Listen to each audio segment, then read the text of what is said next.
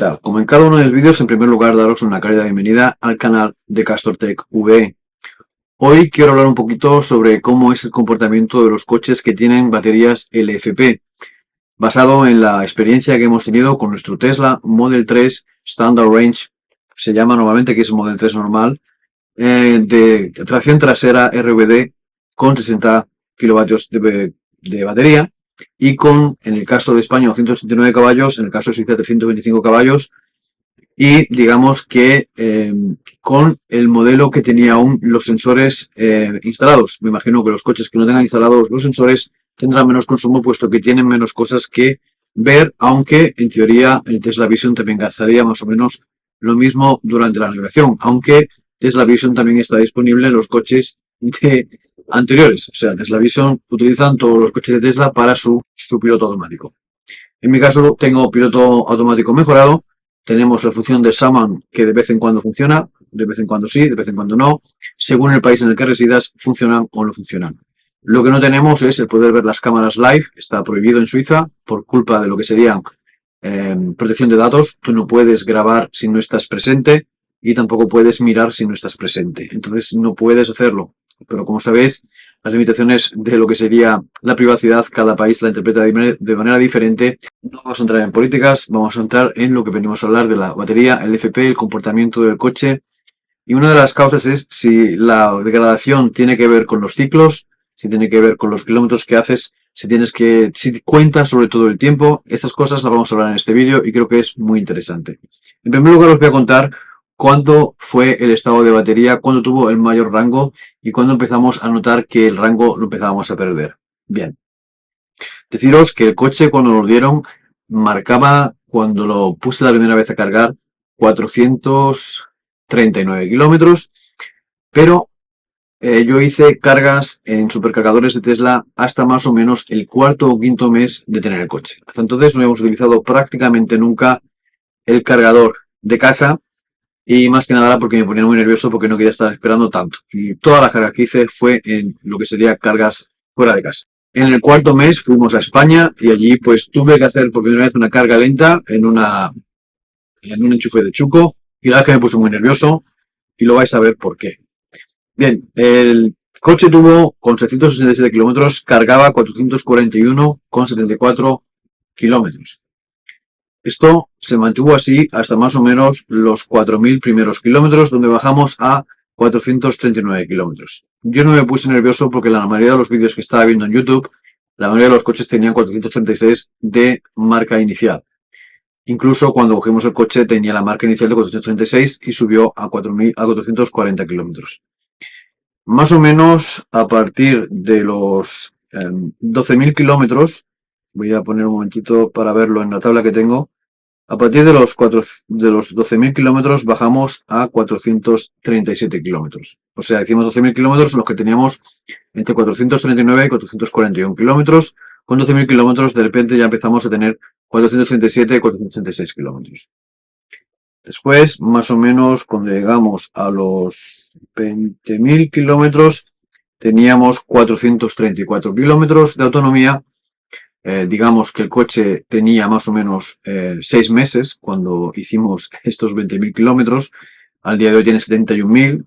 Tenemos el coche 1 año y 4 meses. Entonces, más o menos, bueno, 5 meses. Y más o menos a partir de los 25.000 kilómetros bajamos a 432 kilómetros.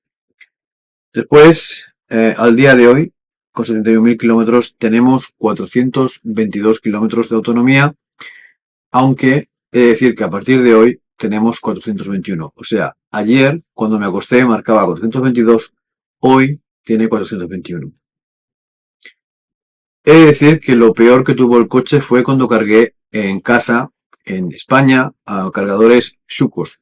El coche llegó a reducir la autonomía a 418 kilómetros y no tenía apenas 25.000 kilómetros. Es decir, la batería LFP no hay que dejarla caer nunca de voltaje y sobre todo no olvidarse, no es bueno tener el coche aparcado sin utilizar. Es mejor utilizarlo todos los días, intentar consumir el máximo de batería posible y cada 2-3 días máximo cargarlo al 100%. No una vez a la semana. Cargarlo al 100% siempre que el coche esté por debajo del 70%. porque si no, de repente el cálculo de la batería empieza a ser muy dudoso. ¿Qué es lo que más afecta al coche? ¿Los ciclos? Pues no lo sé decir, pero lo que sí sé es que canales como por ejemplo el coche eléctrico en España tiene el mismo coche que nosotros con 20 y pico mil kilómetros y su estado de batería al día de hoy, creo que según el vídeo que hizo él esta semana, también tenía un alcance de 420 kilómetros. Es decir, los coches tienen la misma época. Se compraron los dos entre marzo y abril del año 2022. Estamos a septiembre de 2023. En mi caso tengo 70.000 kilómetros, 152 ciclos o incluso más. Él tiene muchísimo menos ciclos porque tiene muchísimo menos kilómetros, son 50.000 menos, y por lo tanto el estado de la batería es el mismo. Es decir, la LFP se le puede estresar más, por así decirlo, y sufre menos degradación quizás que las de níquel, el manganeso o como se llamen. Y esto es una cosa que quizás sea interesante de saber. No sé cómo se va a comportar a partir de ahora. La verdad es que no hay muchos coches con LFP. Pero sí podemos deducir que, bueno, que la batería ha bajado entre, yo no diría que ha sido un 3,8%, en mi caso es un poco más, puesto que de 441 kilómetros a 421 kilómetros estamos hablando de una degradación de 4,5%. Pero si miramos lo que sería el fleet average, que sería, por ejemplo, lo que hace todos los coches de la misma categoría, en este caso de todos los Tesla Model 3 Standard Range con la batería LFP, podemos decir que el coche tendría que haber tenido como máximo 438-439 kilómetros. El fleet, la mayoría de los coches tienen 437 cuando lo estrenan, con menos de 1000 kilómetros. Y lo peor, lo puedo mirar también aquí, lo más bajo que tendría con los kilómetros que tengo yo ahora, sería de... bueno, la verdad es que no hay ningún coche que tenga 70.000 kilómetros, por lo que estoy viendo. De esta clase de coches. Pero bueno, para mirarlo tengo que buscar los 70.000 kilómetros y digamos que tendríamos que tener entre 422 y 421 kilómetros. Es decir, yo estoy más o menos un kilómetro por debajo de lo que sería el average, lo que sería la media de todos los Teslas que tienen esta batería. Lo que pasa es que no sé cuántos coches tienen 60 kilovatios al día de hoy con 70.679 kilómetros, como es el mío ahora, y la media sería 421,21 en mi caso, en estos momentos, y la media según Tesla tendría que ser 423,98. O sea, hay 2 kilómetros de diferencia, como estás viendo aquí ahora. Es decir, estamos cerca de lo que tienen la mayoría de los coches. Lo que pasa es que estoy diciendo que hay coches que tienen 20.000 kilómetros al día de hoy y menos, y también tienen la misma autonomía. Entonces, yo creo que lo que más afecta al coche es el tiempo. El tiempo hace la mayoría de la degradación en el coche. Y después también tu uso diario y el estrés que le pongas a la batería. Más estrés, menos estrés. El estresarlo, como he dicho, no es bueno tener el coche sin cargarlo durante 4 o 5 días o cargarlo mucho a carga súper lenta, como puede ser el Chuco, aunque hay mucha gente que lo aconseja.